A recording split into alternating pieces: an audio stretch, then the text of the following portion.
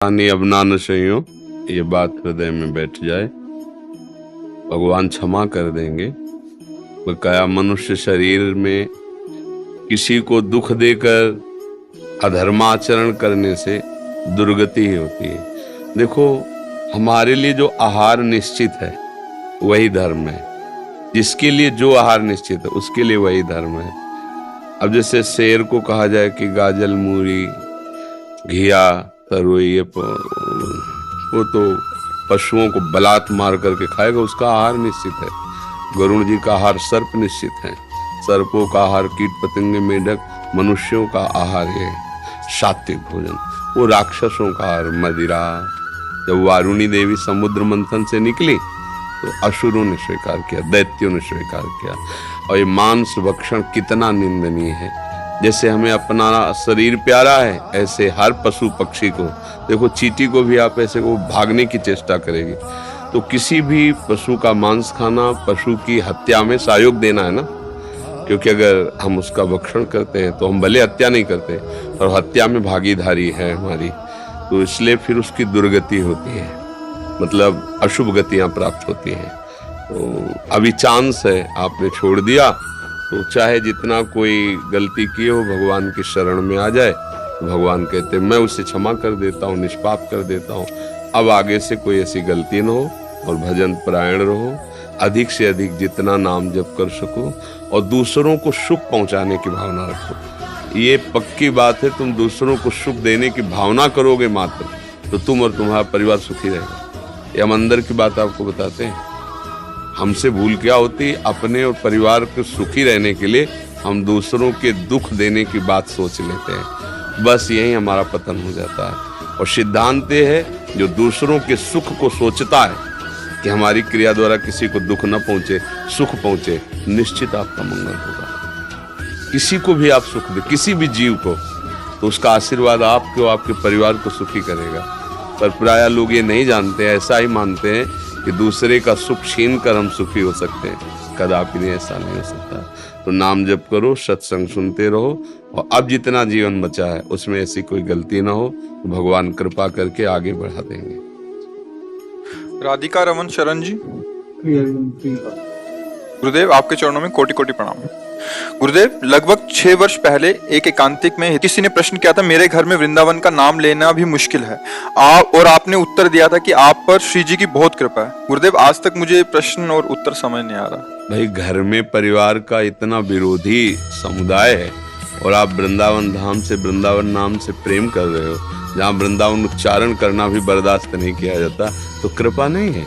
कितनी कृपा है उस जीव के ऊपर कि वो ऐसे समुदाय के बीच में रहकर वृंदावन से प्रेम करता है, वृंदावन का भाव रखता है, जहाँ बिल्कुल भाव विरोधी है, तो कृपा नहीं है नहीं? जहाँ लंका में राम राम जपले, जहाँ पूरी लंका विरोधी है, तो ये तो विभीषण की साधुता प्रसिद्ध हुई। भगवान कहते तुम सरीखे संत प्रेम हो रे। तो कितने कृपा पात्र वो हैं जिन्होंने पूरे परिवार के विरोधी भाव को सहते हुए भी वृंदावन से प्यार किया, वृंदावन वृंदावन वृंदावन का चिंतन किया। तो विशेष कृपा है कि नहीं है? कृपा भाई, वृंदावन धाम की अनुकूलता मिले, ये तो कृपा है ही है। लेकिन प्रतिकूलता में वृंदावन धाम के प्रति प्यार हो, पारिवारिक जनों से जो अपने प्यारे जन हैं वो विरोध कर रहे हैं और उसे वृंदावन से प्यार है, तो विशेष कृपा पात्र है, वो विशेष कृपा का पात्र, समझ रहे ना? हाँ, अनुकूलता मिल रही, भजन हो रहा, तो कृपा तो है ही है। लेकिन प्रतिकूलता मिल रही, फिर भजन जोर का हो रहा, ये विशेष कृपा है, ये विशेष कृपा है। कृष्णचंद्र महापात्रा, उड़ीसा से। गुरुदेव, आपके चरणों में कोटि कोटि प्रणाम। गुरुदेव, आपने एक कथा में कहा था कि प्रभु कहते हैं कि जितने भी देवी देवता सब मेरे अंश हैं, आप जिनके ऊपर श्रद्धा रखोगे मुझे पाओगे। लेकिन श्रीमद् गीता में भगवान श्री कृष्ण जी कहते हैं, हे अर्जुन, जो मत परायणा होकर मेरे निरंतर भजन करता है वो मेरे धाम को प्राप्त होता है। और उसमें आंतरिक बातें हैं। भगवान कह रहे हैं कि मैं ही सब रूपों में हूँ, ये वो जान तो पा नहीं रहा, और उसने अलग नाम लिया, अमुक देवता और अमुक रूप, तो पूजा वो मेरी ही कर रहा है, वो सारी पूजा मुझे ही प्राप्त हो रही है। पर वो ये ना जानने के कारण उस देवता की पूजा करने का फल प्राप्त करेगा और देवलोक को जाएगा। मेरे को प्राप्त नहीं होगा, पर वो पूजा मेरे को ही प्राप्त हो रही, क्योंकि मैं ही हूं। पर वो ये जान नहीं पा रहा है, वो अमुक नाम अमुक रूप मान रहा है, तो परिणाम स्वरूप उसको फल वही प्राप्त होगा। अगर वो मेरा ये भाव रख कर करे तो देवता कुत्ते से भगवान की प्राप्ति हो जाएगी। किसी भी जीव की सेवा भगवान के भाव से कर दो, भगवान की प्राप्ति हो जाएगी।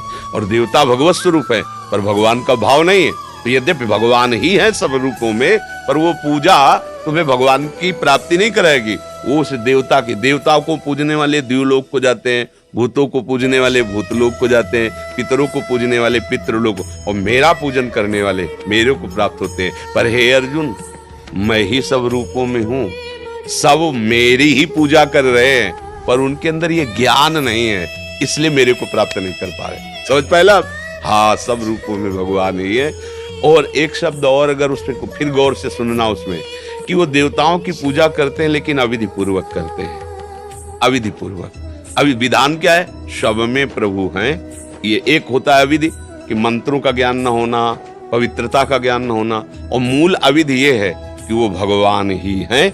ऐसा भाव ना होने के कारण वो पूजा मेरी ही कर रहे हैं, क्योंकि मैं ही सब रूपों में हूं, पर उन्हें मेरी प्राप्ति नहीं होगी। वो देवलोक को जाएंगे और अपने पुण्यों का फल भोगेंगे। लेकिन जो मेरा भाव रखकर पूजा करता है, उसे मेरी ही प्राप्ति होती है। बात उसमें ये है, सब चराचर जगत भगवान का स्वरूप है, पर हम नहीं मान रहे। हम अपनी पत्नी मान रहे, अपना पुत्र मान रहे, अपना पति मान रहे, तो उसका मोह बंधन हमारी दुर्गति कर रहा है तो सब रूपों में भगवान है नहीं। जैसे घी सर्वत्र है, दूध के रेसे रेसे में, पर ये जो अनुभवी वही जानता है, पर उसकी प्रक्रिया से उसे निकाल करके ही घी रूप में हम प्रयोग कर सकते हैं। दूध में पूड़ी नहीं पकाई जा सकती, ऐसे हमारा है घी उसमें बढ़िया पूड़ी फूल के निकल आई। उसके लिए आपको दूध की प्रक्रिया से जो दही जमाना, मंथन करना, मक्खन निकालना, फिर घी निकालना, ऐसे ही चराचर जगत में भगवान है, पर प्रक्रिया है उसकी। मंथन करो, क्या विचार का मंथन करके पहले उसको दो विभाग करो, एक असत्य विभाग, एक सत्य विभाग। असत्य विभाग नहीं है, सत्य विभाग है। और फिर जब आखिरी में पहुंचोगे तो सब वही है, क्योंकि दूध के रेसे रेसे में घी है जो उसके परिणाम स्वरूप निकला। ऐसे ही किंचन मात्र प्रभु से बिलक कुछ नहीं है, पर अनुभव करने के लिए दो, व्यतिरेक और अन्वय, ये दो पद्धति है और नहीं है। पहले नहीं है, जहां मैं फंसा हूं वो नहीं है। आगे बढ़ो, आगे बढ़ो, आगे बढ़ो। तो जब वहां पहुंचोगे तब लौट के देखोगे तो सब वही, सर्वम खलु इदं ब्रह्म, सब वही है। पर पहली पद्धति है, जिन भोगों में लगे वो परमात्मानंद नहीं है, जिन व्यक्तियों में आसक्त हो परमात्मा नहीं है, माया का रूप है, माया परिवर्तनशील है। अब हटते हटते जब गए तभी अनुभव हुआ कि सब साक्षात भगवान ही है, दूसरा कोई नहीं है। समझ रहे ना आप? प्रशांत पाठक जी, वाराणसी। गुरुदेव, आपके चरणों में कोटि कोटि प्रणाम। गुरुदेव, ये शरीर अस्वस्थता के कारण ज्यादा समय तक बैठ नहीं पाता, वो भी बैठता है तो केवल वज्रासन पर ही बैठ पाते हैं। गुरुदेव, ध्यान पूर्वक करने से एक माला ही कर पाता हूँ। गुरुदेव, कोई आज्ञा का मतलब चाह रहे हैं कि चलते फिरते कर सकते हैं? कुर्सी में बैठ सकते हैं, सोफा में बैठ सकते हैं, है? तो सीधे शवासन में लेट जाइए, लेट सकते हैं। वैसे फिर चिंतन होते होते निद्रा की स्थिति आती तो अभ्यास नहीं है, नहीं तो पूरी रात कहीं नींद नहीं। अभ्यास है, शवासन है, सीधे आसन में लेट गए और तकिया ऐसे रख लिया और ऐसे माला पकड़ लिया और लेटे लेटे चलो, नींद कैसे आ जाएगी? स्थिति ऐसी है प्रभु की केवल करवट ही हो सकती है, शवासन भी तो करो। हम एक बार तो कहा था करवट लेकर निरंतर नाम जप कर लेगा। कान को ऐसे बंद करो, ऐसे देखो तो नाम चल रहा, सुनाई दे रहा है, अंदर जो चल रहा है। ऐसे तो चलाते हैं, मतलब मन माला के साथ चलाने। तो समय देख लीजिए कि लगभग एक माला 10 मिनट में होता है, तो 11 माला 1 घंटा 50 मिनट है, 1 घंटा 50 मिनट, मतलब लगभग 2 घंटे। तो बस 2 करवट में निपाट दो। 1 घंटे में एक माला भी नहीं कर पाता। अब उस तरीके से करता हूँ तो 1 घंटा लग जाता है एक ही माला में। नहीं, इतना भी नहीं लगता है, अभ्यास ठीक नहीं है इसलिए है। ध्यान अगर मंत्रों का करते ही किया जाए तो 45 मिनट कम से कम लग जाता है। बराबर स्थिति नहीं रह सकती कि आप बराबर कई माला इसी में करते हो, ये बकवास है। कई माला नहीं कर सकता, थोड़ी देर तो युद्ध चलता है, फिर इसके बाद मंत्र केवल चलेगा, मन भटकने लगेगा। तो हमको जब मन भटकने लगे तब 11 की संख्या में पहुंचना चाहिए। और अगर चल रहा है एक माला भी अगर ऐसे हुआ तो बहुत भारी है वो, बहुत भारी, मतलब 11-21 की गणना अलग हो गई। वो एक अगर मंत्राकार वृत्ति करते हुए जप रहे तो, पर हमारा जब मंत्राकार वृत्ति पे भाव आएगा तो 1 मिनट भी खाली नहीं जाना चाहिए। उठते बैठते हम जब तक जीवित हैं और जब तक मतलब दिमाग काम कर रहा है तब तक नाम नहीं छूटना चाहिए, मंत्र नहीं छूटना चाहिए। हमें भगवत प्राप्ति करनी, खिलवाड़ थोड़ी करना, किसी को हिसाब थोड़ी देना, बात समझो। अच्छा, जो नए नए बच्चे हैं अब वो प्रमादवश तो फिर उसमें लगो, बराबर एक जैसी स्थिति 20 वर्ष के अभ्यास के बाद या जिसका जितना प्रयास है, कहना थोड़ी उसमें कोई मेहनत, कोई अकल लड़ाना, कोई लिखना, ऐसा थोड़ी कुछ। जब आगे चल के स्थिति आती है तो उसी में स्थिति रहती, मंत्राकार स्थिति रहती, जैसे विषय की विषय में रहती है ऐसी मंत्राकार स्थिति रहती। कोई लिखना पढ़ना थोड़ी चल रहा है। तो ऐसी स्थिति होती कि कुछ नाम भी लेने की इच्छा नहीं करती, बस लगता है कि वही चीज प्रतिध्वनि के रूप में सुनने की इच्छा। तो सुनो ना, उसी को सुनते रहो, अंदर लेटे रहो, चाहे करवट के बल, चाहे सीधा, चाहे खड़े, चाहे वज्रासन में, बस चिंतन में लगो। ठीक है, मान लो कल हाथ टूट जाए किसी का तो माला नहीं होगी तो भजन नहीं होगा क्या? भाई हमें अभ्यास तो ऐसा करना है कि अगर माला भी ना हो तो भी हमारा भजन चलता रहे। ये संख्या 11 माला की जब सुनी तो हाँ, तो 2 घंटे आप समय दीजिए, 2 घंटे समय दीजिए, जितना हो जाए। मंत्राकार बीच में कोई वार्ता नहीं, कोई नहीं, 24 घंटे में निकालिए 2 घंटे समय, लेटे ही लेटे से निकालिए, 2 घंटे दीजिए समय। समझ में आ गया? तो आज्ञा का पालन हो। तो माला हाथ से छूटने, हम कह रहे हैं माला छोड़ो, 2 घंटे समय दो ना। 2 प्रकार से भजन करने के लिए हम जब शरणागत मंत्र देते कहते हैं, एक तो माला की संख्या में आप निश्चित करो और दूसरा कहते हैं उसी को समय में निश्चित करो। जैसे आपका अभ्यास माला से ज्यादा मंत्र में ऐसे लगता है तो पता चल गया कि 11 माला 1 घंटा 50 मिनट में होता है, तो हम 2 घंटे डट के मंत्राकार वृत्ति करते हैं, जो हुआ उसी में पूरा हो गया। समझ रहे ना? इसमें भी कोई दलील है क्या? हाँ, देखो सबसे पहली बात यह है कि गुरु आज्ञा का अक्षरशः पालन करने के लिए मन को तैयार किया जाता है। इसकी दलीलें कम सुनी जाती हैं, पहले प्रयास करके देखा जाता है कि हम किस तरह गुरु आज्ञा का पालन कर सकते हैं, कोई निवेदन ना करना पड़े। और जब बहुत काल प्रयास के बाद उसमें असफलता मिले और जिस कार्य में सफलता दिखाई दे रही कि इससे गुरु आज्ञा का, तब निवेदन किया। मैंने सोफा में बैठ के देखा, मैंने ऐसे बैठ के देखा, हमारा ऐसा स्वास्थ्य के का, लेकिन लेटे लेटे हमसे 2 घंटा आराम से हो जाता है। मैं ऐसा कर, हाँ तो आप ऐसा कर लीजिए। पहले अभ्यास करें फिर निवेदन करें। आज्ञा पर तुरंत निवेदन नहीं किया जाता, आज्ञा पर तुरंत प्रयास किया जाता है और प्रयास की असफलता में फिर निकाला जाता है क्षेत्र कि किस सफलता से गुरु आज्ञा हमारी पूर्ण होती है, फिर उसका निवेदन किया जाता है। अपने लोग क्या है, तत्काल उसका निर्णय कर देते कि हमसे नहीं हो पाएगा। कोशिश काफी समय से करते रहते प्रभु की ऐसी हमें 2 घंटा सुना, 2 घंटा बिना माला के मंत्राकार वृत्ति करने का अभ्यास करो। देखो भगवत प्राप्ति के लिए चले हो और शरीर अस्वस्थ है, कभी भी कोई घटना घट जाए, शरीर छूट जाए, इसका तो हमारा पूरा प्रयास होना चाहिए कि इसी जन्म में हमें भगवत प्राप्ति हो। जैसे हम उपदेश देते हैं, हम सब, हमारा मतलब क्या है सब करने का कि आप लोगों की बुद्धि को घसीट कर हम प्रभु के चरणों में ऐसा समर्पित कर दे कि ये जन्म तुम्हारा व्यर्थ न जाए। समझ पा रहे हो ना? तुम्हें ऐसा करना है, तुम्हें ऐसा करना है, तुम इतनी दंडवत करो, तुम ये कर। जब जैसा प्रेरणा हुई कि तुम्हारा मंगल कैसे होगा, तुम्हारे पाप क्षय हो जाए, तुम्हें कोई दुर्गति न भोगनी पड़े, तुम्हें भगवत प्राप्ति हो जाए, तुम सदैव सुखी रहो, उसके लिए। समझ रहे ना? अब हमसे नहीं होने वाला तो भाई हम चुप हो जाएंगे, क्योंकि हमारा अधिकार आपकी श्रद्धा पर है कि गुरुदेव प्राण चाहे चले जाए पर आपकी आज्ञा नहीं जाएगी, तो हम उत्साहित हो जाएंगे। हाँ हाँ, फिर आप ऐसा करो, फिर जो कमी रह जाएगी वो हम देख लेंगे। पर आपका उत्साह प्रकट हुआ ना कि प्राण चाहे चले जाए, आपकी आज्ञा नहीं टाले, तो हमारा उत्साह बढ़ गया। और हमसे तो नहीं होने पाला तो हम कुछ कर थोड़ी सकते हैं। आप हमें जितना हाथ पकड़ाओगे हम उतने घसीट पाएंगे। आप उधर भागोगे तो हम सोच लेंगे मेरे प्रभु की जैसी इच्छा। एक संत नाव में बैठे जा रहे थे, नाविक ने कहा सावधान, जिसको तैरना आता हो सावधान हो जाओ, नाव डूबने वाली। संत ने अपना बड़ा कमंडल था, दरिया से जल लेकर नाव में डालने लगे।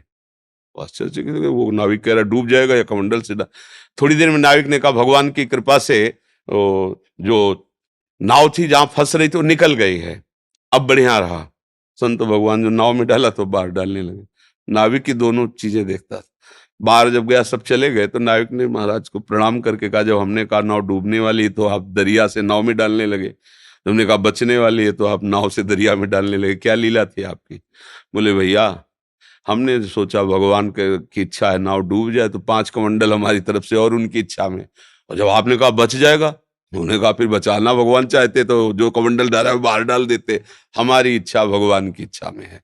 ना हमें जीने की इच्छा है, ना मरने का भय है, ना हमें कोई लाभ का हर्ष है, ना हानि का कोई शोक है। ये मार्ग है भगवान का। हम अपने जीवन को प्रभु के चरणों में समर्पित कर दें।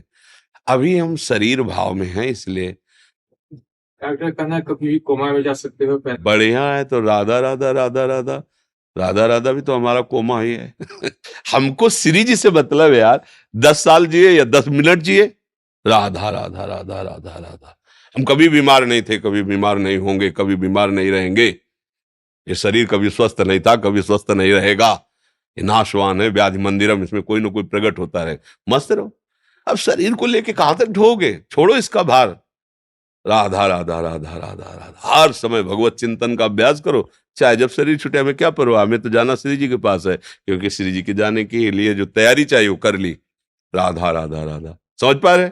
हाँ, मस्त रहो, ज्यादा शरीर का चिंतन न करो। ये छूटेगा, अमर किसी का नहीं। भगवान भी अवतरित हुए तो लीला पूर्वक संवरण भी किया है, इसलिए खास बात शरीर की नहीं है। ये संसारी पुरुष शरीर के लिए रोते धोते हैं। अपने तो वीर बहादुर भगवत मार्ग के प्रतीक हैं। अभी चाहिए अभी ले लो, आपका है। प्राण आपके, तन आपका, मन आपका, सर्वस्व आपका लाडली। आप जितने दिन रखोगी, जैसे रखोगी तो राधा राधा ही बोलेंगे, और यहाँ से हटाओगे तो आपके पास आ जाएंगे। चाहे जब बुला ले लो, हम तैयार है। क्या परेशानी? निरंतर भजन का अभ्यास करो।